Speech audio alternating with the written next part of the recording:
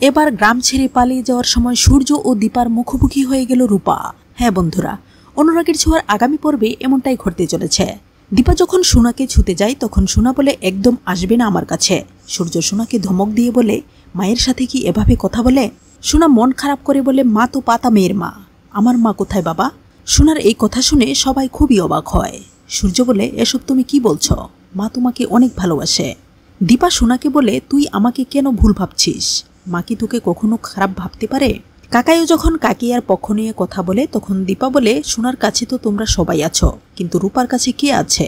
ও কোথায় আছে, কি করছে আমরা কিচ্ছু জানি না।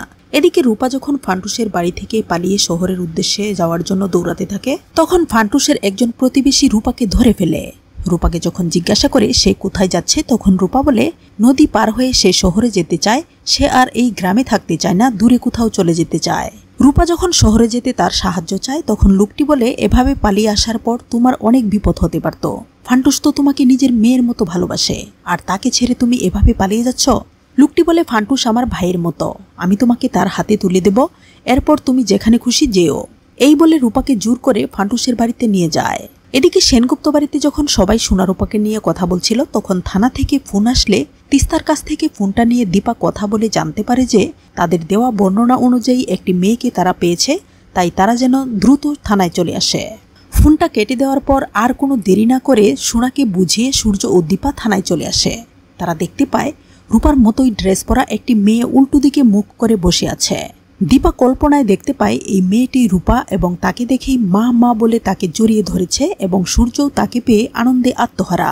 রূপা বলে মা আমি তোমাকে অনেক খুঁজেছি, তোমাকে ছেড়ে রূপা কখনো এতদিন থাকেনি, আমার খুব কষ্ট হয়েছে মা। দীপা বলে আমারও খুব কষ্ট হয়েছে, তবে তোকে আর মাকে ছাড়া থাকতে হবে না। রূপা বলে আমি আর হারিয়ে যাব না, তোমাদের কাছেই থাকবো। সূর্যর ডাকে দীপা বাস্তব জগতে ফিরে আসে। মেয়েটি যখন তাদের দিকে তাকায় তখন দেখতে পায় এ তো রূপা নয়, অন্য কেউ। দীপা যেন আকাশ থেকে পড়ে।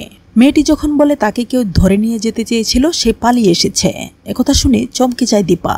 রূপার জন্য আরও বেকল হয়ে যায় দীপা। ঠিক এই মুহূর্তে মেয়েটির বাবা মা এসে পুলিশকে ধন্যবাদ জানিয়ে মেয়েটিকে নিয়ে যায়। দীপা আর দেরি না করে দ্রুত বের হয়ে যায়।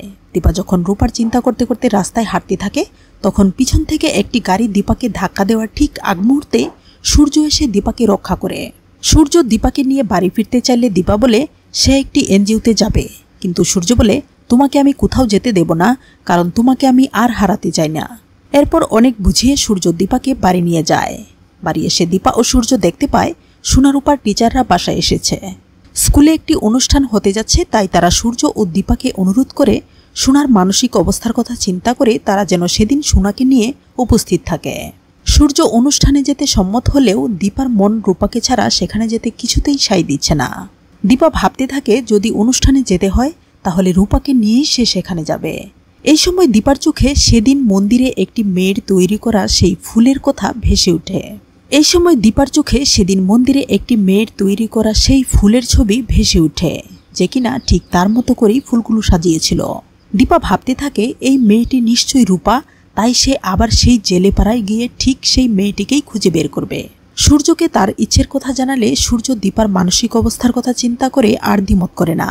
এদিকে রূপাকে ফান্টুসের বাড়িতে নিয়ে যাওয়ার পর শুধু মায়ের কথাই মনে পড়তে থাকে রূপার। রূপা ভাবতে থাকে মাকে তার খুঁজে বের করতেই হবে, আর এখানে থাকলে সে মাকে কোনোদিনও খুঁজে পাবে না। তাই রূপা সিদ্ধান্ত নেয় আবার তাকে পালাতে হবে এই গ্রাম ছেড়ে। রূপা যখন রাস্তা বরাবর দৌড়াতে থাকে ঠিক তখনই সূর্যর গাড়িটিও ওই রাস্তা দিয়ে যাচ্ছিল। দূর থেকে দেখেই দীপা বুঝে যায় এটি রূপা। কাছে আসতেই গাড়ি থামিয়ে সূর্য ও দীপা যখন রূপার সামনে দাঁড়ায় তখন রূপা যেন আকাশের চাঁদ হাতে পেয়ে যায়। মাকে জড়িয়ে ধরে রূপা বলতে থাকে মা আমি জানতাম তুমি বেঁচে আছো, কারণ তুমি আমাকে একা ফেলে কোথাও যেতে পারো না। দীপা বলে আমারও দৃঢ় বিশ্বাস ছিল আমার রূপা মা বেঁচে আছে। রূপা বলে মা আমি বাড়ি গিয়েছিলাম, কিন্তু সবাই যখন তোমার আর আমার স্মৃতি ভুলে আনন্দ করছিল সেটি আমি মেনে নিতে পারিনি, তাই ফিরে এসেছিলাম। এরপর দীপা যখন পুরো ঘটনা খুলে বলে তখন সূর্যর প্রতি তার ভুল ধারণাটা কেটে যায়।